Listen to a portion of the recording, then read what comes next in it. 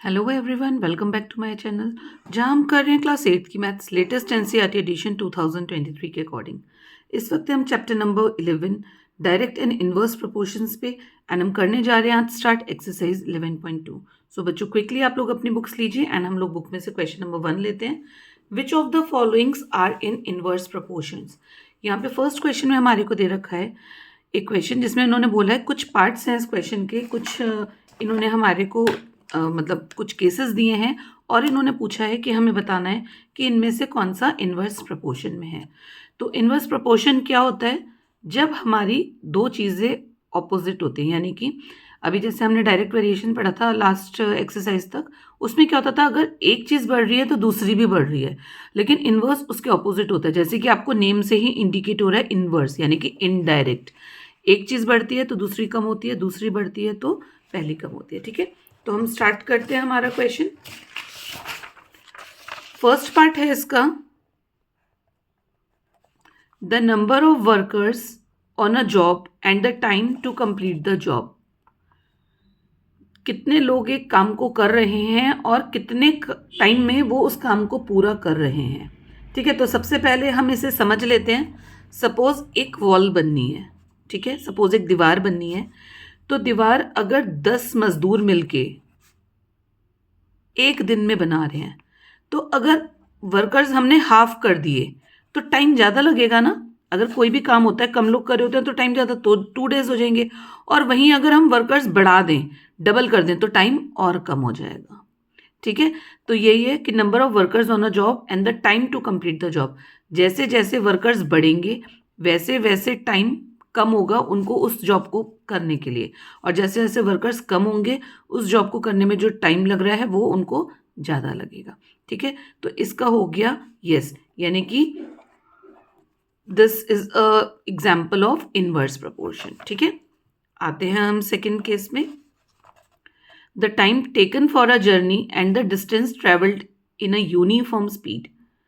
आप सपोज कहीं जा रहे हैं, ठीक, और जो आपको टाइम लग रहा है, अगर आपकी यूनिफॉर्म स्पीड है, यूनिफॉर्म स्पीड मतलब सेम स्पीड से अगर आप जा रहे हैं। मैं आपको एक एग्जांपल देती हूँ। सपोज एक कार की स्पीड है 60 किलोमीटर पर आवर, ठीक है, तो वो 1 घंटे में कितना जाएगी? 60 किलोमीटर्स। वो 2 घंटे में कार कितना जाएगी? 120 किलोमीटर्स। और वो 3 घंटे में कितना जाएगी कार? 180 किलोमीटर्स। तो जैसे जैसे टाइम बढ़ रहा है वैसे वैसे डिस्टेंस कवर्ड बढ़ रहा है। क्यों? क्योंकि स्पीड सेम है। इन्होंने यहाँ पे मेंशन करा हुआ है यूनिफॉर्म स्पीड। तो एक चीज़ बढ़ रही है तो दूसरी भी बढ़ रही है, तो ये हमारा इनवर्स प्रोपोर्शन नहीं हुआ, ये केस है डायरेक्ट प्रोपोर्शन को। तो यहाँ पे इसका आंसर आ गया नो। अच्छे से समझ आ रहा है ना आपको? Now third example, area of cultivated land and the crop harvested. Cultivated land मतलब सपोज मेरे पास इतना बड़ा खेत है और मैंने उसमें फसल उगाई। सपोज ये 1 एकड़ मेरे पास खेत है और मैंने उसमें गेहूं या गन्ना कुछ भी फसल उगाई। तो जो फसल उगेगी, ठीक है, फिर सपोज उसको 2 में बांट दें, तो जो कल्टीवेशन होगी वो तो कम हो जाएगी ना। ऑब्वियस सी बात है, अगर एरिया कम होगा तो जो उसमें पैदावार हो रही है वो भी कम होगी। और अगर 1 एकड़ की जगह मैंने 2 प्लॉट्स ले लिए और उसमें मैं कल्टीवेशन कर रही हूँ तो क्रॉप डबल हो जाएगी। तो अगर एरिया बढ़ रहा है तो कल्टीवेशन बढ़ रही है, ठीक है, और अगर एरिया कम हो रहा है तो जो जो क्रॉप हार्वेस्टेड है वो कम हो रही है। तो ये भी केस हो गया हमारे डायरेक्ट प्रोपोर्शन का। एक चीज़ के बढ़ने से दूसरी बढ़ रही है और एक चीज़ के कम होने से दूसरी कम हो रही है। तो ये भी आ गया हमारा no. Now fourth part, time taken for a fix journey and the speed of the vehicle. एक फिक्स जर्नी है और स्पीड व्हीकल की, इन दोनों के बीच में आपको अब रेशियो बताना है। ठीक है, फिक्स जर्नी है। सपोज हमने एग्जाम्पल ले लिया यहाँ पे, एक हमारी जर्नी है 200 किलोमीटर की। लेट जो हमें डिस्टेंस कवर करना है 200 किलोमीटर। अगर हमारी गाड़ी हाईवे पे चल रही है और 100 किलोमीटर पर आवर की स्पीड से चल रही है, तो टाइम कितना हो जाएगा? डिस्टेंस अपॉन स्पीड, यानी कि 200 अपॉन 100, यानी कि हम 2 घंटे में पहुंच जाएंगे। ठीक है, लेकिन अब अगर हमारी कार स्लो हो गई, स्पीड उसकी चेंज हो गई, डिस्टेंस तो सेम है, डिस्टेंस हमने वही कवर करना है, लेकिन सपोज अगर हमारी स्पीड हो गई अब 50, मान लीजिए 50 किलोमीटर पर आवर, तो कितना आ जाएगा यहाँ पे? हमें लगेंगे 4 घंटे। वहीं पे अगर हमने अपनी स्पीड कर दी 80, ठीक है, तो ये कितना आ जाएगा 2.5 आवर्स। यानी कि स्पीड के कम होने से टाइम ज़्यादा लग रहा है और स्पीड के बढ़ने से टाइम कम लग रहा है, तो ये एक दूसरे के ऑपोजिट है। तो फोर्थ केस हमारा हो गया इनवर्सली प्रोपोर्शनल, इसलिए यहाँ पे हम लिख देंगे यस। ठीक, नाउ फिफ्थ केस,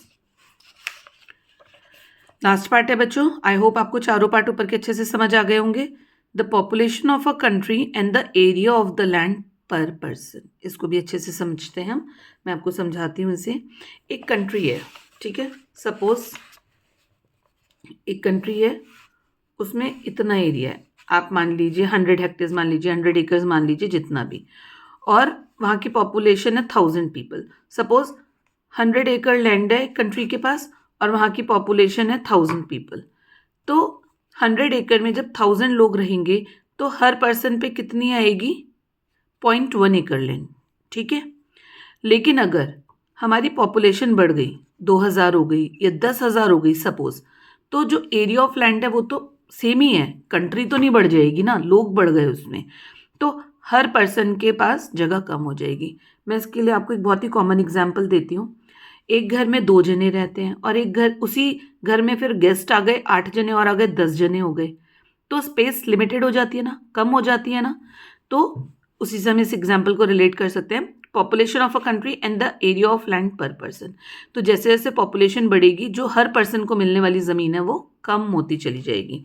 तो इस केस में हमारा क्या हो गया, इनवर्सली प्रोपोर्शनल, क्योंकि अगर एक चीज़ बढ़ रही है, पॉपुलेशन बढ़ रही है, तो एरिया ऑफ लैंड पर पर्सन कम हो जाएगा, और अगर पॉपुलेशन कम होगी तो वही एरिया हर इंसान को ज़्यादा मिलेगा।